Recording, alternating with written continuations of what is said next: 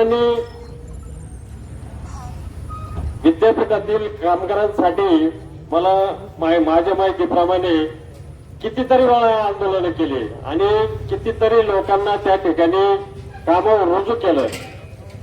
महाराष्ट्र शासनाच्या विरोधामध्ये त्यांनी अनेक आंदोलन केले, त्यासाठी त्यांना अतिशय त्रास सहन करावा लागला।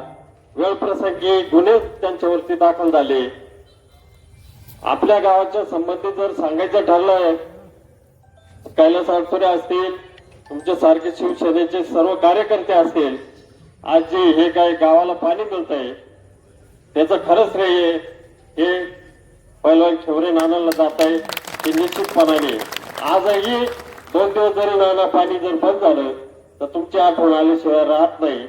कारण अजूनही हे जर पाणी जर त्यावेळी तुम्ही आंदोलन करून गावाला न्याय दिला नसता तर या गावाची केंद्र सारखी अवस्था झाली असती। खाऱ्या पाण्याने सगळे लोक जे आजारी पडत होते, असे अनेक कामं नानांनी या ठिकाणी सत्ता नसताना केलेले। आणि प्रत्येक कुठं कोणावरती अन्याय होत असेल तर दडपशाही न करतात सर्वसामान्यांचं कुटुंब कसं व्यवस्थित चालेल अशा प्रकारचा नेता आपल्या तालुक्याला योगायोगाने त्यांना संधी मिळालेली आहे। त्याचं सोनं करण्याची आपल्या सर्व मतदारांना या ठिकाणी मी विनंती करतो।